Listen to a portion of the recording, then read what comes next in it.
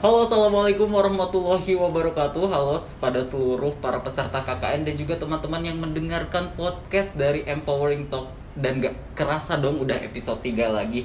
Nah, di kesempatan kali ini, di episode ketiga ini, sebelumnya perkenalkan saya Aswan Muhammad, host dari bincang-bincang di Empowering Talk kali ini. Gak kerasa ya teman-teman, kita masih berada di saat pandemi seperti ini. Tapi tidak apa-apa, kalian harus tetap menjaga kesehatan karena kali ini kita akan membahas seputar COVID-19 dan juga pemberdayaan. Oke teman-teman, sebelumnya kalian seperti yang kita ketahui bersama bahwa kasus COVID-19 ini masih terus meningkat. Tentu dong, COVID-19 di Indonesia semakin hari semakin naik. Ada 113.000 yang dinyatakan kasus positif. Tentu dong hal ini menjadi catatan yang tentunya harus digarisbawahi oleh teman-teman. Apalagi teman-teman yang saat ini masih beraktivitas ataupun melakukan pemberdayaan masyarakat di era pandemi COVID-19. Nah, baik langsung saja, kita saat ini sudah bersama dengan Bapak Dr. Iman Permana, MKes PhD. Tentunya beliau adalah salah satu pegiat dan juga dosen di Fakultas Kedokteran dan Ilmu Kesehatan di Universitas Muhammadiyah Yogyakarta. Halo Bapak, selamat datang di podcast kami di Empowering Talk. Selamat datang di podcast kami. Terima kasih Bapak sudah meluangkan waktunya untuk bincang-bincang bersama kami dan juga para pendengar dari Empowering Talk ini, Pak. Sama-sama. Assalamualaikum warahmatullahi wabarakatuh. Bagaimana nih Pak kabarnya Bapak? Alhamdulillah baik. Alhamdulillah sampai saat ini saya masih memberikan Allah nikmat gitu buat tetap bisa beraktivitas. Mas Aswar gimana juga kabarnya? Alhamdulillah baik Pak. Semoga teman-teman juga bisa baik ya Pak. Semoga semua sehat-sehat. Iya, alhamdulillah.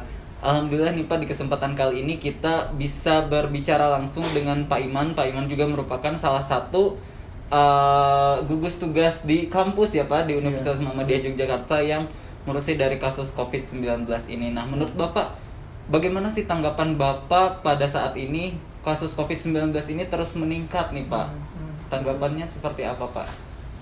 Ya, tentu saja masih saya tetap khawatir, cukup khawatir karena kok kecenderungannya ini bisa dikatakan kita stabil ya. Paling nggak selama beberapa bulan terakhir setiap hari itu kalau peningkatannya nggak 1.000 kasusnya gitu ya, 1.200, 300, 500, kadang-kadang ada 2.000-an kan, beberapa hari yang lalu juga sempat 2.000-an berapa gitu ya. Dan ini nggak melihat penurunan kalau saya lihat ya. Dan bahkan kalau kita melihat kasus-kasus gitu dibantu malah tenaga kesehatan di DIY ya, tenaga kesehatan malah justru mulai muncul terdampak gitu. malah Ya, ya Pak betul. dari tenaga kesehatan sendiri. Jadi kalau menurut saya masih menganggap ini masih hal yang mengkhawatirkan gitu. Tapi Pak, melihat fenomena sekarang nih Pak, bahkan ketika era new normal ini yang memang kasusnya semakin meningkat, tapi masyarakat kayak kurang aware atau peduli, kayak misalkan masih banyak juga saya lihat di jalan yang masih belum menggunakan masker atau masih nongkrong-nongkrong, bahkan sekarang kayak sepedahan kayak makin malah menjadi tren nih Pak nih. Bagaimana kalau menurut Bapak menanggapi masyarakat, atau bahkan kalau misalkan kita ke kampung-kampung nih, bahkan di dekat kos-kosan saya sendiri Pak, banyak warga yang belum menggunakan masker, mulai dari petani atau misalkan kayak kerja. Bagaimana nih Pak, harusnya nih kita sebagai ya itu satu sisi fakta yang menarik ya. Artinya sebenarnya selama ini kalau menurut saya pemerintah itu sudah cukup berupaya untuk menyebarluaskan informasi terkait COVID ini. betul. Jadi setiap hari pemberitaan di media itu mesti ada terus bahwa angka COVID masih ada segini, apapun yang harus dilakukan untuk pencegahannya, mengurangi kasusnya. Tetapi sisi lain, saya melihat mungkin setelah bulan Mei atau Juni ya kemarin ya, tanggal 15 itu yang Jogja rame di Malioboro sepedaan itu ya. Nah, itu mulai meningkat luar biasa. Bahkan Jogja malah sekarang masa daruratnya diperpanjang ya Pak. Betul, sebenarnya begitu. Jadi ini kayak ada gap gitu. Satu sisi pemerintah itu tetap dengan kondisi yang tanggap darurat ya, sekarang diperpanjang di DIY juga. Dan bahkan kalau melihat daerah lain di Jawa Barat diperpanjang juga. Tapi sisi yang lain, masyarakat sepertinya kok kelihatannya seperti normal, seperti biasa ya. Jadi orang udah mulai ke tempat kerja, kemudian yang tadi Mas Aswar lihat juga di sekelilingnya ada yang nggak pakai masker. Jadi seakan-akan seperti ada gap ini. Saya kebetulan kemarin juga baru pulang dari menengok orang tua gitu ya, itu sepanjang jalan ke arah Banjarnegara itu juga seperti itu, pasar udah ramai sekali. Ya sepertinya memang kayak ada gap. Nah ini sebenarnya potensi ya kalau kita di perguruan tinggi ini, potensi untuk menjadikan ini penelitian sebenarnya. Kenapa ya kalau ada gapnya seperti ini ya? Apakah mungkin satu sisi masyarakat itu udah bosan dengan karantina ya? Betul. Sehingga nggak kerja lagi kan? Dengan tidak bekerja mereka pendapatan berkurang. Otomatis mereka akan mencapai satu titik di mana mereka harus mencari pendapatan. Dan kayaknya juga ini sesuai dengan data lain, informasi lain bahwa kepesertaan BPJS yang kelas 2 menurun ke kelas 3. Ya. Artinya orang sudah nilai belinya sudah berkurang, sehingga untuk premi BPJS itu mereka harus menurunkan. Dan nggak tahu juga apakah yang tidak bayar premi juga banyak juga ya. Itu saya kira bahkan banyak yang menunggak ya Pak. Nah itu maksud saya. Jadi ya kalau kita lihat memang kayaknya masih ada gap di sini antara upaya pemerintah dengan apa yang kita lakukan di masyarakat. Sangat disayangkan sekali ya Pak. Padahal apakah menurut Bapak pemerintah ini sudah proper dalam menangani kasus COVID-19? Belum lagi kan kemarin sempat saat koordinasi itu malah bahkan banyak yang miskomunikasi nih Pak. Bahkan atau misalkan protokol kesehatannya apakah itu sudah sesuai atau belum Pak menurut Bapak? Kalau protokol insya Allah sih sudah sesuai ya kan, kita juga mengacu ke protokol yang sudah lebih mapan seperti WHO dan itu sama kalau menurut saya. Sekarang kalau menurut saya adalah masalah pelaksanaan dan pengawasan. Contohnya adalah gini, seperti pemeriksaan rapid test yang kemarin itu, ini yang saya sayangkan dari pemerintah aja. Pada saat kemarin kita lagi booming nih rapid test kan, dan kemudian rumah sakit masih jor-joran Dibisniskan ya Pak, betul. asumsinya. Asumsinya. Tetapi asumsi ini kemudian seperti dia konfirmasi pada saat kemudian pemerintah itu bilang harus maksimal 150.000 gitu kan. Loh, kok sekarang bisa semua 150.000? Bahkan kemudian kemarin ada yang nawarkan di bawah 100. Bahkan sekarang sudah ada yang 90, 80 pun di bawah 100. Sehingga akhirnya kesannya seperti itu dibisniskan. Jangan-jangan memang ini bisnis dari tenaga kesehatan atau pemerintah. Oh iya. Jadi ini jadi seperti promosi yang negatif kalau menurut saya, ke pemerintah juga, ke tenaga kesehatan juga, karena dianggap ini seperti mengkonfirmasi dugaan sebelumnya bahwa ini adalah akal-akalan pemerintah atau tenaga kesehatan. Gitu. Bahkan banyak juga ya Pak sekarang beredar di media sosial bahwa corona ini konspirasi katanya Pak. Betul. Nah itu memang cukup disayangkan karena saya nggak tahu apakah orang itu belum pernah ketemu sebelumnya gitu dalam kasus yang COVID ini ya, karena itu nyata menurut saya tidak langsung berhubungan dengan yang positif misalkan, tapi saya mengikuti juga perkembangan di kampus, dinamikanya memang ada seperti itu, ada kecurigaan seperti itu yang alhamdulillah sih sampai saat ini belum ada yang dinyatakan positif ya Pak. Tapi untuk dari mahasiswa UMY sendiri bagaimana Pak? Apakah sudah ada yang ODP atau mungkin? Ada, kalau itu ada sih, cuma belum confirm. Ya sampai saat ini insya Allah sih belum confirm. Semoga teman-teman juga bisa pada sehat ya, maksudnya terjauhkan tentunya kalian harus tetap aware dan juga memperhatikan protokol kesehatan ketika kalian di luar, ketika kalian sekarang misalkan kembali ke kampus harus tetap melakukan isolasi diri atau misalkan kalian harus menjaga kesehatan. Nah itu yang mungkin perlu saya tekankan, itu kadang-kadang mahasiswa saya nggak tahu apa nggak aware dengan protokol di kampus. Beberapa mahasiswa yang kemudian sudah kembali ke kampus itu ternyata pertama tidak tahu protokol kepulangan, ya padahal itu sudah tidak melapor mungkin ya Pak. Protokol itu sudah ada di IG UMY, ada di KRS online. Jadi kadang-kadang datang tuh tidak melakukan pemantauan dulu, sehingga saya juga lost dengan informasi. Padahal mereka harus karantina di Jogja selama 14 hari. Bahkan terus terang ada yang ngeyel. Padahal udah tahu nih harus ngisi Google Form gitu, kepulangan dan pemantauan, tapi mereka nggak isi. Pada saatnya kemudian dibutuhkan, surat keterangan sudah selesai pemantauan baru mereka ngomong ke saya gitu. Nah itu kan disayangkan sebenarnya.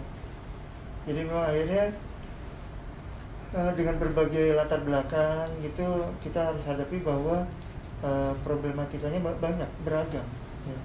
Bagaimana cara orang menghadapi protokol COVID itu. Baik Pak, nah berkaitan dengan hal tersebut ya Pak, menyinggung mahasiswa kan mungkin sekarang sudah ada dari KKN sendiri melakukan pengabdian nih Pak, pengabdian KKN online ya, walaupun pasti dalam seminggu atau dalam seminggu sekali mereka terjun nih ke masyarakat. Nah menurut Bapak itu tuh efektif nggak sih Pak diadakan pemberdayaan masyarakat dengan adanya metode KKN online? Menurut Bapak sendiri bagaimana? Nah ini menarik ya, ternyata COVID ini dengan kemudian kita disuruh membatasi pergerakan, pertemuan orang ini memunculkan ide baru ya, konsep-konsep baru berperilaku yang selama ini mungkin kita sudah biasa dengan tatap muka. Akhirnya ya mau tidak mau kita harus punya inovasi, sehingga satu sisi sebenarnya demand-nya masyarakat tuh masih pengen ketemu langsung gitu. Saya pun sendiri DPL KKN Kesehatan, dan kita di grup tuh masih berdiskusi gitu antara satu memenuhi keinginan warga untuk bisa ketemu dengan kenyataan lain bahwa kita tuh nggak bisa sebebas itu gitu, karena juga ternyata bahkan ada di tempat KKN-nya yang sempat dengar nih Pak dari salah satu admin memang ada yang kampungnya juga yang sudah positif. Betul. Itu menjadi kekhawatiran tersendiri ya Pak bagi kampus, bagi kami dan juga penyelenggara. Iya, betul sekali itu, karena memang di tempat saya pun ada yang seperti itu. Nah sehingga nanti memang harus ada ketemu antara dukut, ya maksudnya pemangku kebijakan gitu dengan pihak UNY. Ini mau bagaimana? Karena memang saya bisa mengerti bahwa kesulitannya adalah kalau dengan online ini kan berarti dengan platformnya ya, mau pakai apa gitu. Bagaimana nanti misalkan kalau kita mau pakai platform online ini ketersampaian ke masyarakat juga seperti apa, itu kan juga masalah juga ya. Karena itu kan sebenarnya intinya KKN kan ya, bagaimana bisa ada upaya yang konkret, yang real untuk bisa memberdayakan masyarakat gitu. Dan itu memang selama ini efektif kalau ketemu kita langsung. Terjun langsung ya Pak, betul. Tapi ya itulah, makanya kita dipaksa untuk berinovasi. Nah, buat teman-teman nih Pak yang sudah terjun ke masyarakat atau ke lapangan, mungkin sebenarnya menyampaikan apa sih urgensi dari yang harus masyarakat tekankan tentunya di tempat-tempat KKN ketika adanya pemberdayaan tersebut, atau memang di era pandemi COVID-19 ini apa sih yang sebenarnya menjadi urgen nih Pak dari segi kesehatan tentunya? Iya, tentu saja sebenarnya kalau kesehatan itu dalam hal ini bisa jadi penunjang, artinya karena kita sekarang fokusnya ke COVID maka apapun itu kita buat kerangkanya dalam rangka pelaksanaan protokol pencegahan COVID. Jadi misalkan pun meningkatkan awareness masyarakat gitu ya, ya kita mungkin coba dengan edukasi yang lebih tepat. Misalkan bagaimana sih caranya desinfektan gitu. Kayak kemarin di tempat KKN saya itu ada permintaan desinfektan untuk satu RT, khusus RW RT ini. Kita jelaskan bahwa desinfektan itu apa sih yang diperlukan, ya kan? Tidak asal semprot kan gitu ya. Desinfektan kan artinya ke barang-barang ya, nggak asal nyemprot jalan gitu. Yang saya pernah lihat nih, waktu saya jemput anak saya dari Banyuwangi, dia kan pulang dari pesantren, kebetulan ngumpulnya di Masjid Raya Bantul. Mungkin tahu Mas Hasan? Tahu Pak. Masjid yang di perempatan gitu kan. Jadi saya lihat sudah bagus ini, ada protokol pencegahan COVID kan. Nah, di desinfektan. Tapi yang desinfektan itu apa? Jalan aspal itu yang masuk itu disemprot, terus udara disemprot. Itu kan mubazir gitu sebenarnya. Bukan pada tempatnya ya Pak. Bukan pada tempatnya, malah justru tempat yang kepegang. Karena droplet itu dia akan nempel di tempat-tempat, di benda-benda di permukaan gitu, dan itu yang akan kita pegang. Nah itu malah justru yang jadi tempat yang berisiko tinggi untuk dilakukan pembersihan desinfektan. Nah itu yang kita bisa sampaikan sehingga nanti supaya efektif dan efisien gitu. Nah jadi pertama edukasi dulu gitu ya. Kita mengedukasi masyarakat. Betul. Ya Pak. Dan yang penting adalah contoh, dicontohkan bahwa Ya memang kalau mau physical distancing itu benar physical distancing. Jadi maksud saya gini, ini di kelompok saya sendiri nih, ada permintaan untuk pertemuan offline, ya kan? Dan itu kebetulan di minggu terakhir. Nah, karena itu minggu terakhir juga pengen mengadakan, artinya kita waktu itu mau merencanakan pertemuannya di pertemuan arisan atau apa sih lupa. Arisan. Kan jadi kita kan memanfaatkan waktu yang ada. Nah, ternyata itu pesertanya 50 orang. Wah, banyak ya, bahkan mengundang kerumunan masyarakat. Betul, ya Pak. Sehingga kita kan harus berusaha mempertahankan apa ya. Nah itulah, ini kan jadi semacam landasannya bahwa apapun yang akan kita lakukan itu harus mempertahankan protokol COVID ini. Jadi kita harus nego bagaimana nanti ini tetap bisa berjalan, tapi tetap berusaha sehat juga. Intinya tentu ya Pak dan juga teman-teman juga nanti bisa saling berkomunikasi dengan warga setempat ataupun memang dari tokoh yang ada di sana untuk tetap menjalankan gitu ya Pak protokol kesehatan. Nah memang saya kira ini kalau pada saat ini kita butuh apa ya, waktu dan energi yang lebih besar untuk berusaha persuasi gitu ke masyarakat ya. Jangan sampai nanti setelah selesai ini masyarakat punya kesan yang wah ini kok kurang aja, ini kok kayak merasa belum puas ya Pak. Itu artinya mereka harus paham dulu kenapa mereka nggak puas. Nggak apa-apa nggak merasa puas ya, nggak mesti semua bisa dipuaskan kan. Tapi mereka punya pemahaman bahwa nggak puas itu karena ini loh gitu loh. Karena tentu ada batasan-batasan yang tidak bisa kita lewati. Betul Pak. Betul. Lalu apalagi nih Pak kira-kira yang harus masyarakat tekankan atau mahasiswa tekankan kepada masyarakat selain tadi mengedukasi, terus mencontohkan. Nah, coba buat juga kegiatan yang apa ya, menunjang kesehatan. Artinya kesehatan itu kan juga bisa dari banyak hal ya.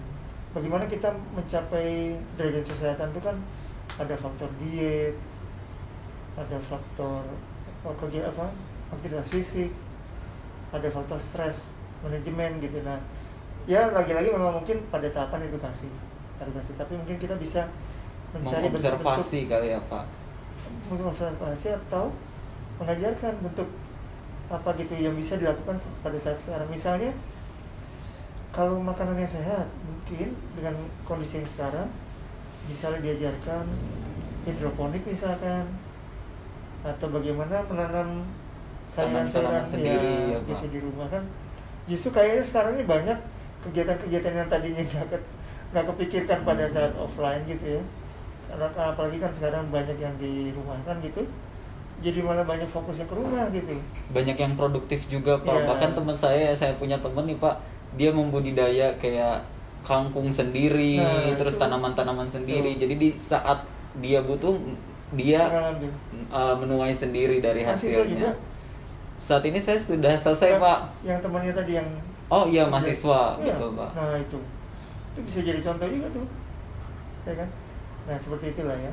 Aktivitas fisik ya mungkin memang ini disesuaikan sama kegiatan sehari-hari juga. Ada orang bilang saya udah macul nih, gitu kan? Apa udah cukup kan gitu?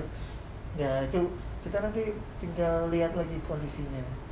Misalkan orang-orang kayak kita mahasiswa gini kan, saya lagi penelitian saya tentang apa tuh Pak? Nah, penelitian saya tentang bagaimana tingkat kebugaran berpengaruh ke daya hafalan. Wah. Nah, daya hafalan ini kebetulan karena di Unires hafalan akurat. Betul, Pak. Nah, yang saya kasih adalah intervensinya senam aerobik. Jadi saya kasih link YouTube, mereka disuruh melakukan. Wah, boleh Pak, saya tertarik. Nah, boleh. Biar hafalan saya kuat juga.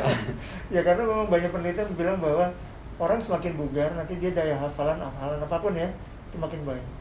Nah, yang dilakukan adalah senam di tempat kos. Gitu. Jadi workout ya Pak, ala-ala. Ya. Jadi banyak lah akhirnya dengan yang kesempatan kayak gini kita bisa mencari alternatif yang lain untuk tetap sehat. Mungkin ada lagi Pak selain itu? Iya, apa ya?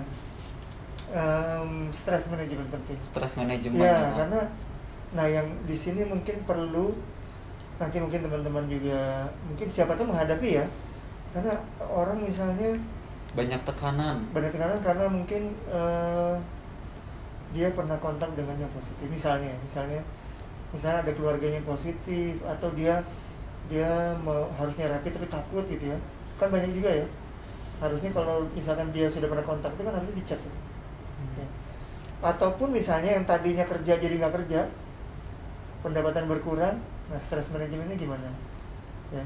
Jadi bagaimana dia bisa menghadapi kondisi yang saat ini gitu, supaya nggak stres ya kan, supaya bisa nyari peluang-peluang yang lain. Nah mungkin mahasiswa nanti bisa bantu nih bagaimana nyari peluang yang lain, kerja yang lain. Menyikapi dari stress manajemen tersendiri, menurut Bapak gimana sih, kenapa ya ketika saat ini tuh sudah era new normal tapi masyarakat juga sudah tidak peduli, berarti kan masyarakat sudah mulai bangkit, beda dengan sebelumnya ketika kasus COVID-19 ini masih terbilang masih sedikit, tapi mereka bahkan masih ngerasa insecure nih Pak ketika dia pergi keluar, atau kadang aduh gimana ya, kadang saya juga sendiri suka seperti itu, parno duluan dengan adanya apakah takut pergi kemana-mana gitu. Mungkin dari Bapak gimana sih Pak, stress management yang baik buat diri kita sendiri atau bagi mungkin nanti ketika anak-anak KKN kepada masyarakat? Nah memang sebenarnya tadi ya, variasi penerimaan masyarakat itu banyak, tinggi, bermacam-macam. Ada yang kayak Mas Hasbar tadi, dan kemarin juga saya baru ketemu dengan kakak itu sampai dia, karena dia punya penyakit, dia punya penyakit DM, penyakit jantung, sampai dia pada saat COVID ini kemarin, sampai kemarin, sampai dekat-dekat ini, dia nggak mau nerima tamu di rumah tuh. Kalau ada tamu datang, antisipasinya ya Pak, kalau dia go food digantungkan. Nah sampai kayak gitu Mas Asbar seperti itu ya. Ada yang cuek banget gitu, memang bervariasi. Tetapi kalau misalkan kita dalam rangka tadi untuk stress management itu, paling kan kita harus sadar dulu ini kondisinya kayak gini. Artinya apa? Kita menerima dulu deh, oh aku sekarang udah gak kerja lagi gitu ya. Saya kemarin ketemu keponakan, dia yang tadinya kerjanya ini bagus, dia lulusan baru 2 tahun kemarin itu, sekarang jadi cuma terima separuhnya misalkan, dan itu ternyata cukup membawa pengaruh ke dia juga gitu ya. Mestinya akan banyak contoh-contoh ya. Kebetulan misalkan orang lagi punya cicilan lah misalnya ya, sekarang dipotong separuhnya misalkan, itu kan berpengaruh kepada psikis juga ya Pak. Nah intinya dalam stress management adalah penerimaan dulu. Jadi ada namanya mindful thinkingnya. Mindful itu artinya kita sadari betul, oh iya ini aku tuh menghadapi seperti gini dan aku merasa nggak nyaman gitu. Dihadapin dulu bahwa aku nggak merasa nyaman, aku merasa stres, merasa sedih, diterima dulu. Karena penerimaan adalah hal yang penting. Acceptance itu adalah hal yang penting sebagai pintu gerbang untuk kemudian kita bisa mempunyai mental management yang baik gitu. Setelah dia terima, dia akan punya istilahnya bisa berpikir lebih jernih lah gitu. Kalau udah terima ya nggak, kalau udah nerima, oh oke deh kalau gitu, berarti aku nanti nyari apa lagi yang lain ya. Pertama itu acceptance. Stress management ya Pak, penting banget. Betul, sangat penting. Dan saya juga merasa mendapatkan ilmu baru juga nih. Saya berarti harus menerima, ya kita harus disyukuri lah ya teman-teman. Dan juga mungkin teman-teman bisa kepada masyarakat ataupun memang memberi pengertian bahwa di saat pandemi COVID-19 ini memang banyak sekali yang berubah tentunya.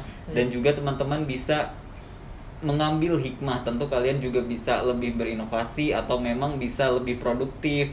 Tentu jaga kesehatannya Pak. Mungkin Pak, kalau dari Bapak sendiri ada nggak yang ingin disampaikan kepada mahasiswa UNY dan juga kepada masyarakat? Mungkin bisa disampaikan Pak. Iya, kepada masyarakat luas yang misalkan mengikuti podcast ini, acara ini, tentu saja kalau sekarang adalah kita itu tetap sehat ya. Artinya sebenarnya sehat kan tidak cuma sekarang ya, sebelum ada COVID juga kan kita tetap juga harus sehat juga ya. Betul Pak. Nah cuman karena kondisinya berbeda, kita dipaksa untuk beradaptasi gitu dengan kebiasaan yang berbeda juga. Artinya mendukung upaya pencegahan penularan ini. Jadi tetap saja kalau saya akan menyampaikan tetap kita mengikuti protokol pencegahan COVID ya. Memakai masker sekarang tuh masker udah kayak yang biasa aja gitu loh, di mana-mana harus pakai masker. Karena sebenarnya kayak gini, kita ketemu 1 jam 2 jam itu resikonya tinggi, apalagi misalkan saya nih, saya nggak sengaja ternyata saya udah ketularan gitu ya. Oh, semua di sini resiko tinggi semua nih. Malah memunculkan di klaster baru ya, nah, Pak. Itu dia. Jadi tetap physical distancing, pakai masker, cuci tangan yang lebih sering gitu ya. Nah, jadi prinsipnya sama. Mahasiswa UNJ juga begitu, dan kalau menurut saya kalian malah justru harusnya jadi teladan gitu. Ya, kasih contoh. Misalnya kalian juga mau mengadakan apa-apa yang offline gitu, tetap harus memperhatikan protokol pencegahan COVID. Jadi yang penting utamakan kesehatan dengan mematuhi protokol COVID. Saya kira itu. Untuk warga juga seperti itu ya Pak, kurang Untuk warga lebih. sama, iya. Ya. Dan ya itulah, berusaha memahami diri sendiri dengan kondisi yang baru ini, kita malah justru mungkin banyak ide-ide kreatif gitu, malah justru ya produktif di tempat tinggal sendiri gitu. Ya. Orang banyak akhirnya jadi pembuat masker misalnya, atau Bahkan memunculkan lapangan pekerjaan yang baru ya betul Pak. sekali. Iya, saya kira itu bisa sekali mungkin. Ya jadi mungkin ya teman-teman bisa memanfaatkan tentunya dengan adanya ini, kalian bisa melihat peluang di desa ataupun di tempat di mana Iya. kalian KKN, dilihat potensi kira-kira masyarakat ini butuhnya apa, tapi tetap tentunya kalian harus bisa memiliki batasan-batasan tertentu Iya. untuk memperhatikan protokol kesehatan agar satu sama lain tetap sehat. Kalian harus menjaga jarak dan juga kalian mengurangi keramaian dan berikan edukasi kepada masyarakat. Baik itu Pak, terima kasih banyak Dr. Iman Sama-sama. sudah bergabung bersama kami di Empowering Talk. Iya. Dan ini sangat bermanfaat sekali tentunya buat host sendiri dan juga kepada mahasiswa dan juga masyarakat yang mungkin mengikuti KKN di periode kali ini. Terima kasih Pak Iman sudah bergabung. Sama-sama, ya. Sehat-sehat untuk Bapak. Amin, terima kasih. Semoga urusan-urusan Bapak dipermudah oleh Allah Amin. Subhanahu wa taala, dan juga kita semua diberikan kesehatan dan Ya. kelancaran dalam setiap kegiatan Amin. apapun. Ya, terima kasih, semoga semua sehat terus. Amin. Baik, itu tadi teman-teman wawancara ataupun kita ngobrol-ngobrol santai bersama Bapak Dr. Iman. Dan tadi perlu dicatat oleh teman-teman dan juga oleh mungkin nanti akan didengarkan oleh masyarakat yang andil dalam kegiatan pemberdayaan masyarakat ini. Kalian harus mampu mengedukasi masyarakat tentunya dengan adanya COVID-19 ini tidak mengurangi, mudah-mudahan tidak mengurangi esensi dari pengabdian kalian. Tentu kalian harus bisa berinovasi, produktif tentunya, tadi tetap menjaga kesehatan, dan jangan sampai dengan adanya pemberdayaan ini malah memunculkan klaster baru di kasus COVID-19. Tapi kalian harus lebih memberikan contoh ataupun ibroh kepada masyarakat, khususnya di saat pandemi ini kalian harus pintar menganalisis dan juga pintar-pintar kalian dalam membuahkan ataupun membuat program. Itu saja, terima kasih teman-teman yang sudah mendengarkan dari podcast kami di Empowering Talk. Sampai jumpa di episode selanjutnya. Semoga bermanfaat ya teman-teman. Jangan lupa dengerin terus Empowering Talk, ada di YouTube dan juga Spotify dan juga berbagai platform lainnya. Saya Aswar Muhammad dan Bapak Dr. Iman pamit. Sampai jumpa. Wassalamualaikum warahmatullahi wabarakatuh. Waalaikumsalam.